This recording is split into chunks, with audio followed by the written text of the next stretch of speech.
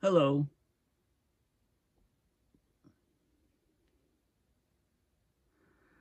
I'm Paul Beckwith, and in the last few videos I've been looking a lot at the thermodynamics of the atmosphere and how that's changing. So when I talk about the instability of the atmosphere increasing by between 2 and 8% per decade for the last 40 years, so a total instability increase, or time in which the atmosphere is in the unstable state, has increased between about 8 and 32% in the last 40 years, depending on where you're located. I've also talked about the some other thermodynamic effects which result in much higher intensification of rainfall events and much higher frequencies of occurrence of rainfall events due to climate change, and the observations are exceeding the models, both for intensity and for frequency of occurrence, much more so for frequency of occurrence. So that was the last few videos. So I thought, well, it's time to talk again about the dynamic effects of the atmosphere, and we're talking about the large-scale global things like, what the jet streams are doing. Of course, we know that the jet streams have been slowing, so they're becoming much wavier and getting stuck in place because of the great warming at the poles, and therefore the frequency, severity, and duration of extreme weather events has taken off, has accelerated, and these events are also happening in regions where they didn't before. So I'm going to talk about some papers that have come out in the last few months on the jet streams. And I'll talk about some papers that are, some of which I've discussed before in previous videos. Of course, this is Earth Null School. We're looking at the wind. The mode is air. We're looking at the wind. The height is 250 millibar, or 250 hexapascals, which is where the jet streams are circumventing the planet. That's in the Northern Hemisphere, and you can also see in the Southern Hemisphere. And the key thing is that in the meridional north-south direction, they're extremely wavy in both hemispheres.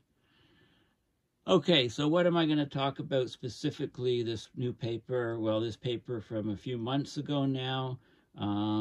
Eureka Alert reported a study, identified the jet stream pattern that locks in extreme winter cold and wet spells.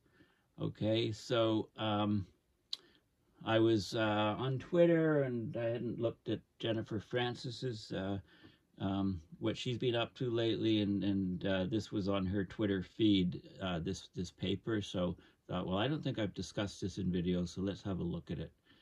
Okay, so the big waves in the jet stream, the Rossby waves, they've doubled since 1950.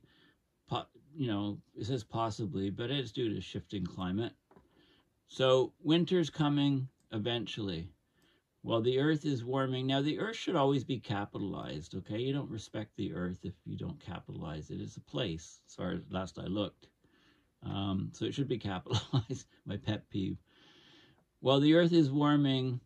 A new study suggests that the atmosphere is being pushed around in ways that cause long bouts of extreme winter cold or wet in some regions. So the study's authors have identified giant meanders in the global jet stream that bring polar air southward, of course, into the troughs, locking in frigid and wet conditions concurrently over much of North America and Europe, often for weeks at a time. Okay, such weather waves, they say, have doubled in frequency since the 1960s. In just the last few years, they've killed hundreds of people and paralyzed energy and transport systems. Okay, so this is, if you look at the, 1 peak, 2 peaks, 3 peaks, 4 peaks, this is mode 4 of the wave mode 4. You've probably forgotten, but I talked about a paper which showed that wave mode 7 was very dominant in the Northern Hemisphere summers, causing heat waves and flood in under the ridges, and rain and flooding in the troughs, okay, and these patterns can get locked into place. Well, it looks like mode 7, it gets locked into place often in the summers, and mode 4 gets locked into place in the winters, and that's what this new paper is all about. It's in the BAMS, Bulletin of the American Meteorological Society, and we'll look at it in detail. So even though winters are getting milder on average, it's happening at the expense of increasingly devastating heat extremes in the warm season, in the summers. So this author, Kai Kornhuber, has done a lot of work on the jet streams lately in the last few years, and I'll show you some of his other papers from last year and the year before. 100 years from now, we will probably not have to worry as much about extreme cold if we're still around, because everything's getting warmer. But today and going forward, cold is still a relevant hazard because of this wave mode 4. So the jet stream is a fast-moving river of air, continuously circles the Northern Hemisphere from, this is wrong, it's from west to east, of course. It generally flows within relatively straight boundaries, segregating cold polar air masses from the mid-latitudes, right? It kind of separates the cold, dry air from the north from the warmer, humid air from the south. At times it develops these big wobbles.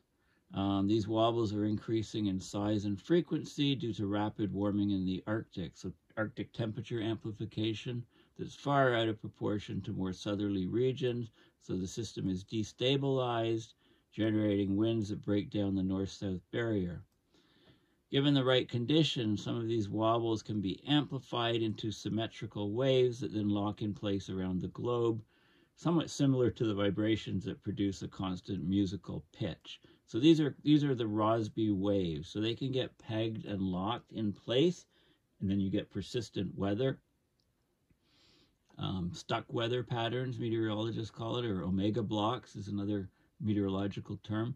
So there's a 2019 study showing that a repeating Rossby wave pattern known as wave 7, that is 7 giant peaks and 7 matching troughs spanning the globe, around the globe in the Northern Hemisphere, draws warm, dry air from the subtropics up to the mid-latitudes, causes summer heat waves occurring in some places and droughts in other places. So the heat waves are in the ridges of the jet stream, the 7 peaks, and the droughts are where the heat waves are, and then you can get wet areas in the troughs of the 7 troughs around the planet. So this happens in predictable parts of North America, Europe, and Asia. So it could cause widespread simultaneous crop losses in important breadbasket regions, and I think that's going to we'll probably run out of luck on this in the next decade or so. We'll have massive crop failure and food spikes. But this new paper shows the other side of the coin, if you like, a winter pattern known as a wave 4. So globally, there's 4 peaks and 4 matching troughs locking in place.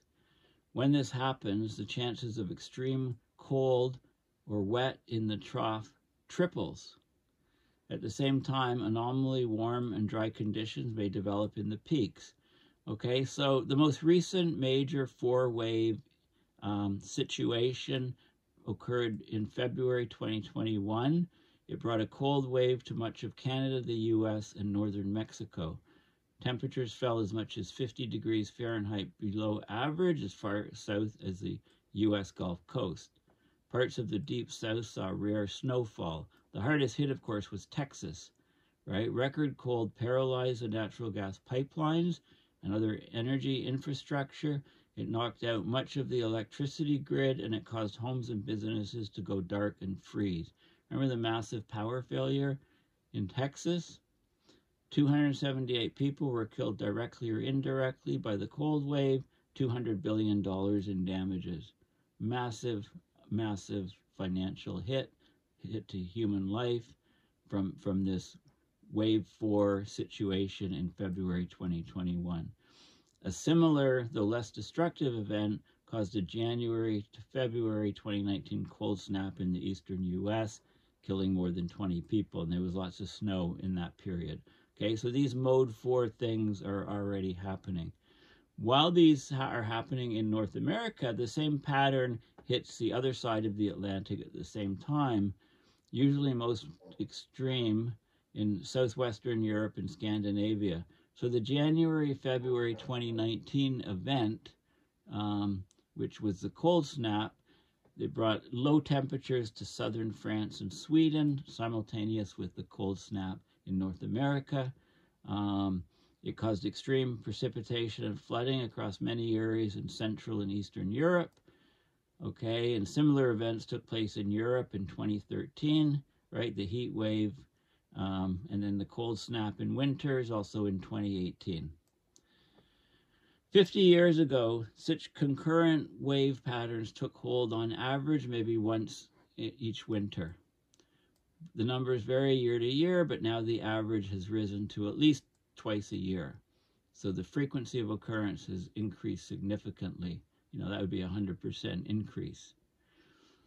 So there's growing evidence that extreme weather over North America and Europe are often synchronized, occurring at the same time as these Rossby waves get stuck in this pattern around the planet. Okay, so there's a paper earlier this year noting repeated examples of this phenomena and hypothesizing a connection to large-scale atmospheric circulation patterns, i.e. the jet streams. So the exact mechanisms that cause the emergence of this wave 4 pattern are probably starting with periodic changes in oceanic conditions over parts of the Pacific. Under the right circumstances can trigger a global chain reaction, and you get this wave 4 mode locking, wave guiding if you like, causing these problems in the winter. And also there's the same sort of thing is happening with the summer meanders as well. Okay, climate models are still struggling to reproduce the most extreme regional weather anomalies associated with these larger scale patterns even in summer. So it's underestimating the potential weather-related crop losses in particular areas. So there's a lot, it's a very active area of research, and this paper is the latest iteration of that. I just want to talk about the an earlier study where it looked at the newly identified jet stream pattern could imperil global food supplies, says a study. So this is back in 2019, right? The warming climate was expected to worsen simultaneous heat waves over widespread regions. And this is the case where in the summer, we had mode 7, 1, 2, 3, 4, 5, 6, 7 peaks, 7 troughs. These are important food growing regions in the world. Underneath the ridges of the Rossby waves, the jet stream, you get heat waves and drought. So it's over this food producing area, over this food producing area, over this food producing area. So North America, Europe, and the Ukraine. Important food producing regions. This sort of pattern, mode 7, could get stuck and therefore cause crop failures concurrently and simultaneously in these regions, and that could cause severe food shortages. So this is a wave 7 pattern, which over the past 40 years, it has hurt crop yields in the red marked areas of Central West North America, Western Europe, and Western Asia. And also there's a wave 5 pattern which occurs, which can also hit these food growing regions in Central North America, Eastern Europe, the Ukraine, and Eastern Asia. Okay, there's a 20-fold increase in the risk of simultaneous heat waves in major crop producing regions when these global scale wind patterns are in place, mode 5 and mode 7. And this is the same author, Kai Kornhuber.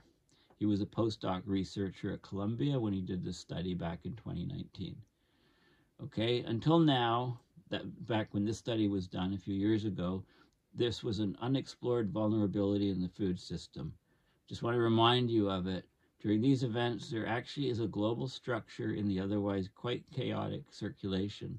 The bell can ring in multiple regions at once, and that bell can be crop losses in major food-producing regions. Okay, so they looked at a lot of data from 1979 to 2018 for that previous study. They zeroed in on two Rossby wave patterns with wavelengths termed wave 5 and wave 7.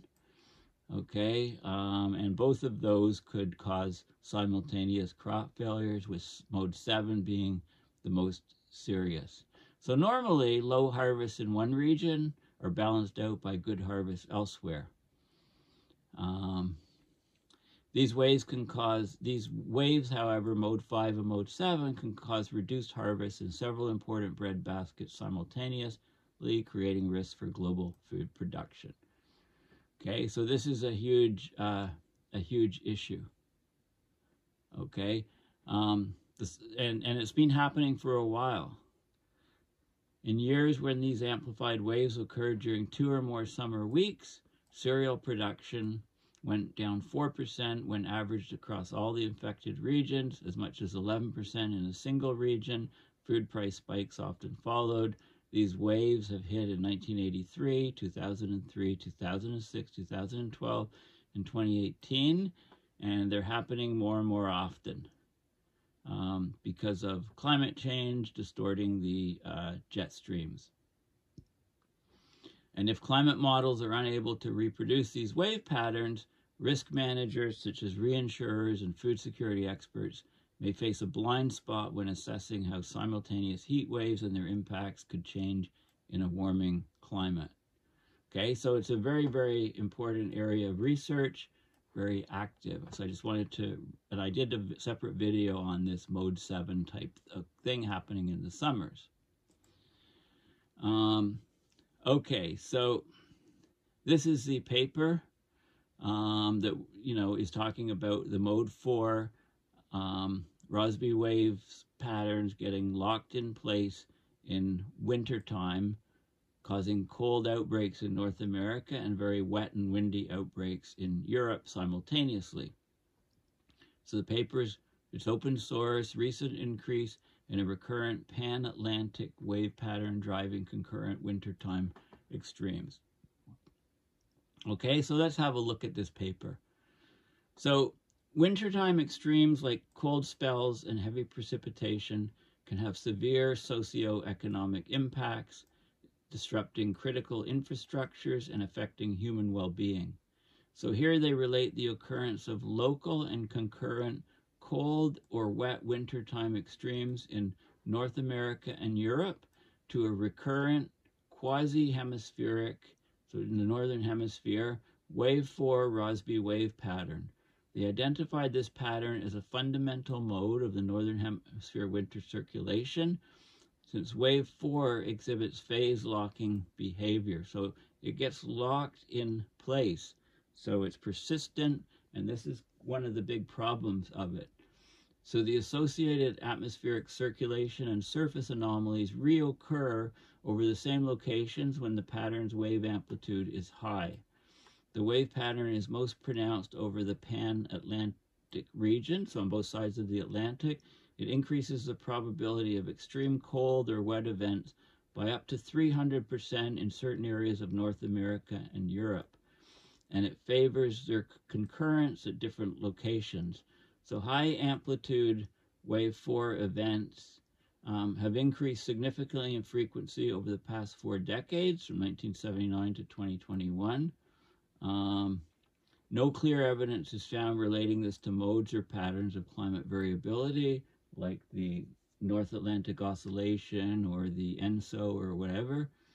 The wave pattern may provide pathways for early prediction of local and concurrent cold and wet wintertime extremes in North America and Europe. Okay, so let's have a look at what's going on. So extreme weather events, of course, are having major effects on humanity, major socioeconomic impacts, causing substantial damage to infrastructure and property and negatively affecting human well-being.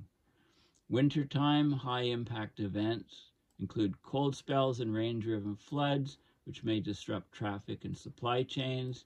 The energy sector, they pose a high risk for lower-income communities and the homeless.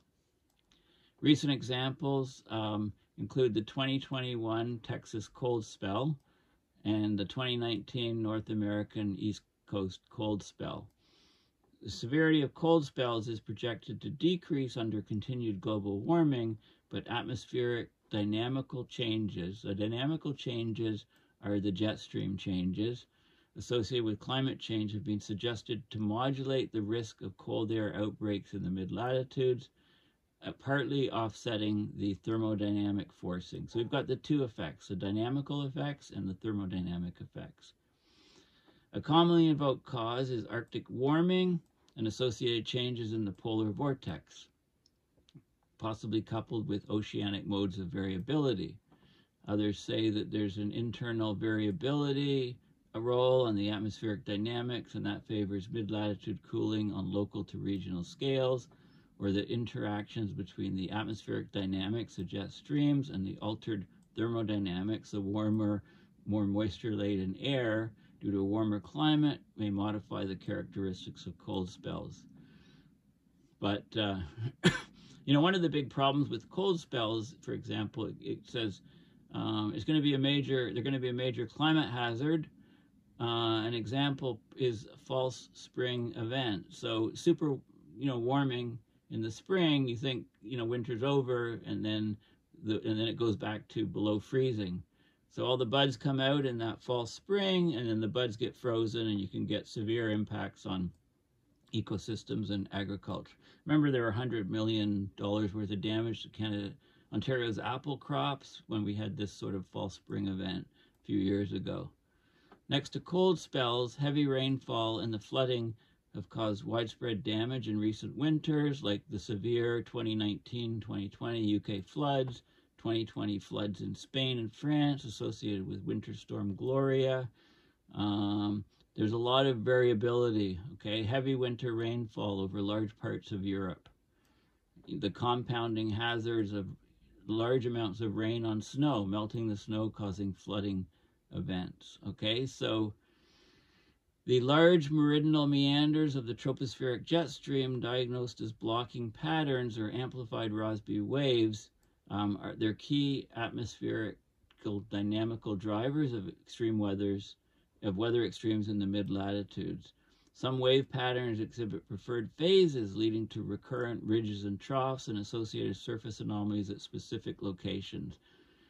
Okay, and this recurrence is favored by stationary forcing patterns. So it's like mode locking of the wave, and zonal asymmetries of the Earth's surface, like mountain ridges, land-ocean contrast, sea surface temperature anomalies. All of these things can lead to locking of the waves, locking of the Rossby waves, and then you get these persistent weather patterns.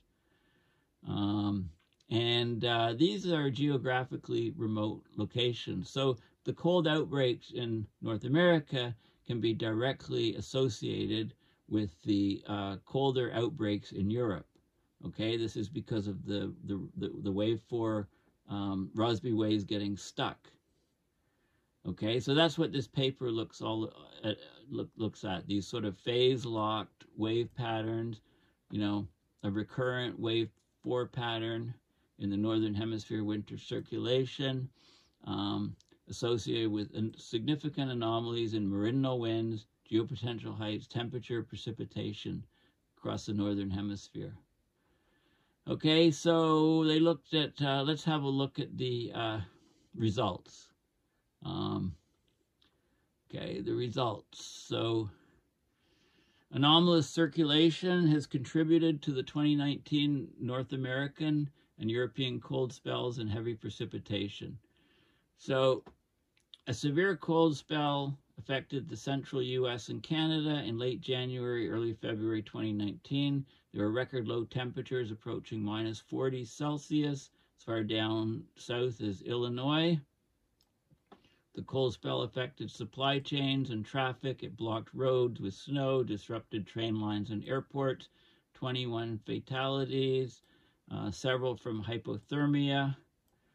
Within the same weeks, southern France recorded lows of minus 6 Celsius. Snowfall occurred across the country. Sweden recorded a temperature of minus 36 in northern Lapland. Investigating the large-scale circulation, we find that the cold spell in North America and the cold and snowy spell in Europe were connected by a wave pattern in the upper tropospheric mid-latitude circulation. This pattern arches over the Atlantic, corresponds to an amplified phase-locked wave 4 pattern. The wave phase remains stationary and close to its preferred phase for several weeks, resulting in high meridional wind correlation in the two places. Okay, so this is not unique. This is just one episode. It also happened in 2013, also in 2018. Okay, so it's a recurring pattern in the Northern Hemisphere winter circulation. And it's found in the summer for waves 5 and 7 in the summer, and that was mentioned as a threat to global food supply. Okay, in the winter, it seems to be wave pattern 4 is the key one. So let's have a look at the data here. So this is a temperature anomaly. So you've got the ridge of the jet stream, it's warm. The trough, that's one wave. There you go, that's the second wave. There you go, that's the third wave. And there you go, that's the fourth wave. So wave pattern 4. And you can look at the amplitude and the phase and the vertical wind speeds, like the meridional winds, etc. So it's definitely a thing that's occurring. Basically, the different waves, probability densities of different wave patterns, 3 to 7 were looked at. It turns out that 4 is the one that locks into place and causes the worst problems. And here's some anomalies okay, so here we go. We can see this is V at 250 is 250 hexapascal meridional wind. So that's in the V direction. That's in meters per second. So what you can see is, this is where you get the ridge of the jet stream, the trough. That's one wave. That's the second wave. That's the third wave. And that's the fourth wave. So very strong over here, a bit weaker over here. This is North America under here. Okay, and then we go over to Europe and to Asia and circumvent the planet, and you get this. So you get this pattern is happening more and more often, wreaking havoc on weather patterns in the winters in the Northern Hemisphere around the globe. You can also look at the anomalies at 500, halfway up through the atmosphere at 500 hexapascals. And you can look at the temperature at 2 meter anomalies, warmer, colder, warmer, colder, warmer. Okay, and you can look at the precipitation anomalies. Where it's warmer, it's drier. Where it's colder, it's wetter. Okay, actually, I've got that reversed. This looks like it's, these are positive anomalies here. This is the precipitation in millimeters per day anomaly fields during wave 4 amplitude events. Okay, so there's more rainfall in the warmer regions in the winter, and in the colder regions, there's less rainfall. Okay, so I just had that inverted because it's opposite to what we would normally have in the summer.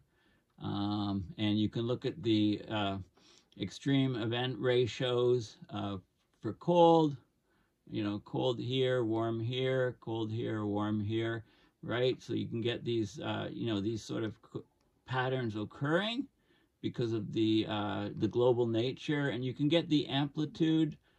So wave 4 amplitudes, wave 4 amplitude, the number of events, and wave 4 phase velocities. So basically, this is from 1950 to present, basically, and there's an increase in the amplitude or the intensity of the waves in the vertical direction, meridional direction, and there's more of these wave 4 locking events occurring over time. Okay, so higher frequency of occurrence and more intense. Okay, so this paper is key for jet streams. They identified a quasi-hemispheric wave number 4 pattern, right? It modulates the occurrence and concurrence of wintertime cold or wet extremes in North America and Europe. Due to its phase-locked behavior, Mode 4 and recurrent, the extremes associated with the wave 4 pattern occur repeatedly in the same geographical regions, similar to the wave number 5 and 7 patterns identified in summers by the same people, same main author, and this was in 2020. The wave 4 pattern's large zonal extent implies that the cold or wet extreme events on the two sides of the North Atlantic occur in a largely synchronized fashion. Higher wave numbers display high amplitude events, yet they lack the phase-locked behavior and complete circumhemispheric structure of wave 4, right? So they're not as serious in effect because the wave is moving. But, wave 3 is phase-locked, but it shows a weaker link between North America and European, what's happening in Europe, okay? So basically, from an extreme events perspective, wave 4 pattern is a relatively frequent occurrence and not a sporadic feature that's only relevant for a handful of days in the observational record. In this respect, the wave 4 pattern may be likened to the concept of large-scale meteorological patterns, like specific patterns whose frequency and timescale match those of the associated extreme events. Okay, so the teleconnections, if you like, are very, very strong. Okay, so as the warming increases, and we can expect that if these things lock into place more often, then the extreme weather events will correspondingly go up. Okay, so this is a very key and important study, and it's open source. You can have a look at it. Now, I just want to bring to your attention some of the other, so if you go back to this original article, there's lots of hyperlinks, and I've clicked on these, other studies are mentioned, and I've clicked on these hyperlinks, and I'm just going to show you some of them now. Okay, so we talked about this paper in, we talked about this paper here, right, in detail, this new paper from a few months ago. Now let's look at some of the previous ones that are links in that article I just showed you, the original article. So here's one on the systematic occurrence of compound cold spells in North America and wet or windy extremes in Europe. So this is some work that was done earlier on in the year by some other people, okay, and they found that North American cold spells and European wet and windy extremes are strongly coupled to recurrent large-scale atmospheric patterns. So they did some of the first work they don't specifically talk about Mode 4 of the Rossby waves, right, which is just the finding of the newest paper, but that's basically what's causing this. The compound occurrence of North American cold spells and European wet or windy extremes is associated with common atmospheric patterns. That's the same thing basically as this. The extremes show weaker evidence of common atmospheric patterns than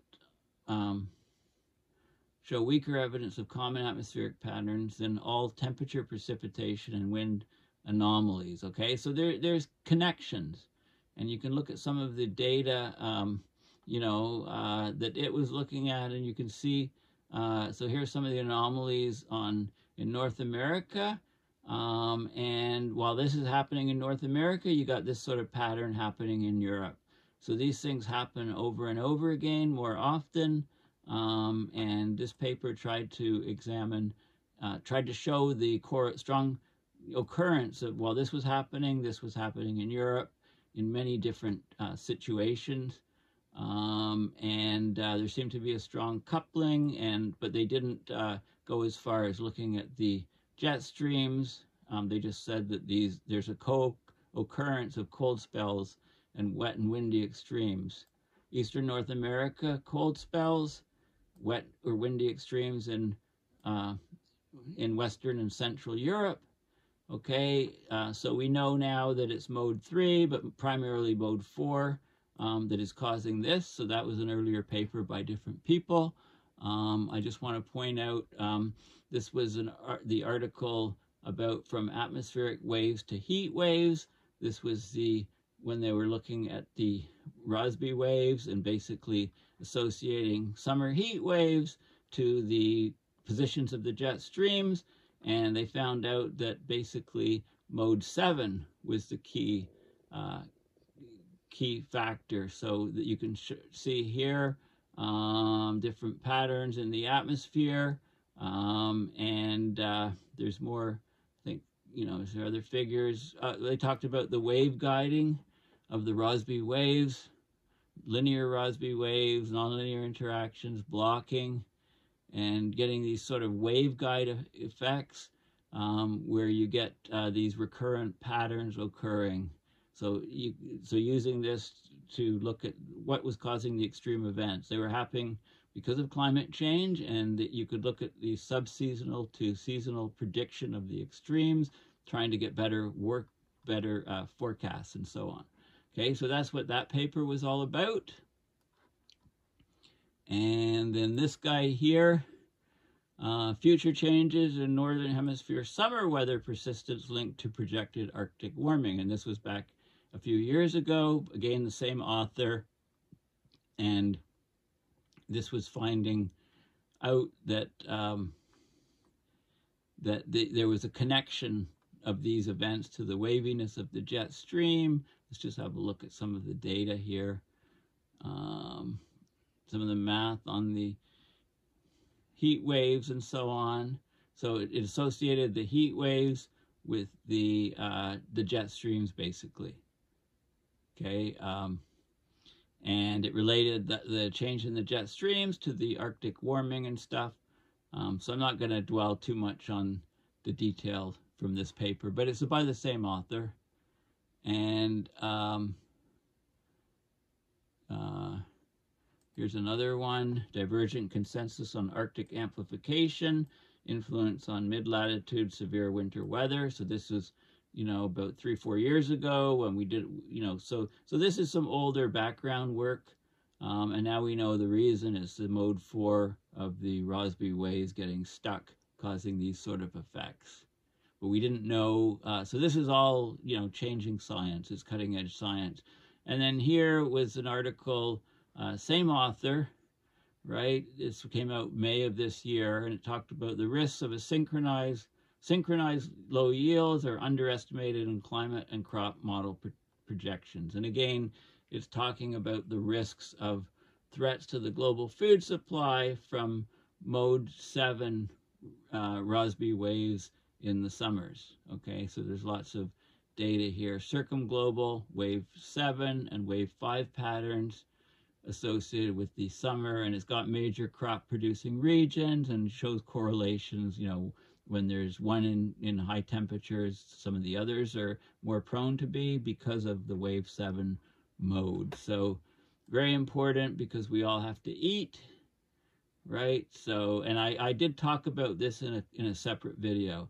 You know, it shows the correlations of the different crop growing regions to wave 7, you know, and wave 5. And wave 7 is the one we have to worry about most. So concurrent crop failures in major crop producing regions constitute a systemic risk, as associated spikes in food prices can lead to conflict and undernutrition in countries that rely on imports. So we need to understand the likelihood of concurrent crop failures, and the degree to which models are able to reproduce the observed relationships is important to increase the resilience of the global food system and mitigate climate risks. Okay, so basically the food system has much lower resilience than we think because of the mode locking. And they talked about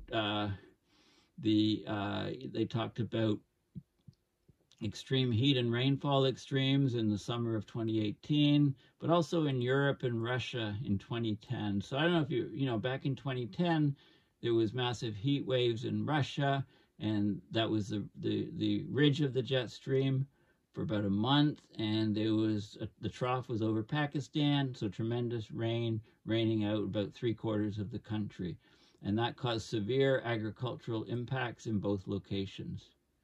Okay, So very, and also in, problems in Europe for growing food. Okay, so this is again another very important paper. So like I said, so what I've done is basically we've looked in detail. We're looking at jet streams, all this video. Basically, as been previously reported, that mode 7 in the summers is becoming more prevalent for the jet stream pattern, and this is going to be a big threat to crop producing regions in the Northern Hemisphere. Similarly to that mode locking wave 7 in the summers, in the winters we're getting mode locking of wave 4, and it's causing things like the massive cold spell in Texas and cold spells concurrently in Europe when this is occurring, and this is because of the jet streams being in mode 4.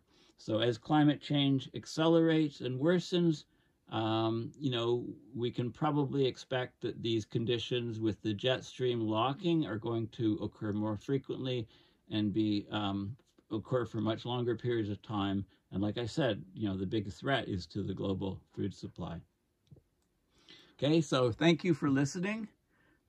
Please consider going to my website, paulbeckwith.net, and supporting my research and videos by donating to my PayPal account. Thanks again, and bye for now.